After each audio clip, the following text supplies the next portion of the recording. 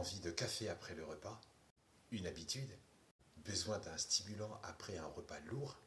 Une digestion fatigante? Envie de te sentir plus éveillé, plus concentré? Cette envie de café après le repas, comme je te comprends. Cette envie est souvent liée à l'effet que le café te procure sur ta digestion. L'estomac et l'intestin grêle absorbent la caféine et en deviennent tous les deux le distributeur à l'ensemble de tout ton organisme. Le café stimule la production d'acide gastrique, il accélère la phase de décomposition dans ton estomac et son passage vers l'intestin. Donc, par rapport à ce qui est dit à propos du café, le café est-ce positif? Oui, si et seulement si le repas ingéré n'est pas trop riche en gras.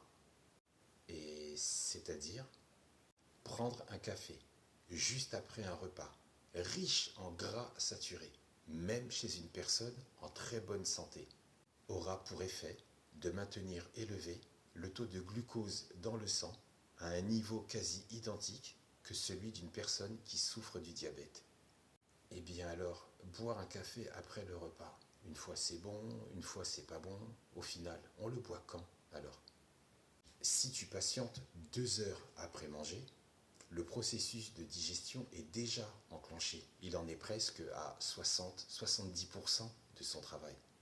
Et boire ton café à cet instant va aider à la décomposition des aliments dans ton estomac. Boire ton café à cet instant non seulement va t'aider à la décomposition, mais surtout à faciliter le passage vers l'intestin.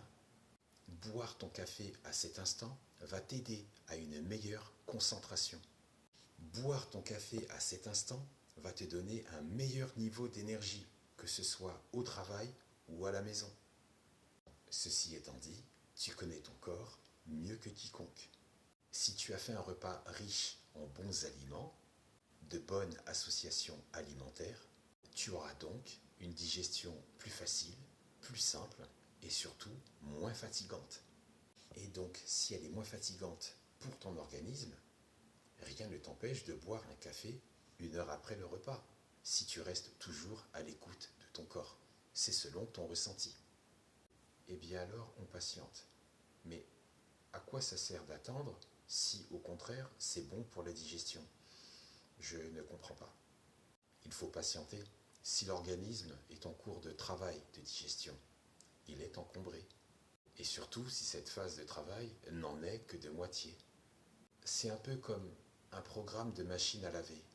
Tu lui demandes un lavage, un rinçage, un essorage.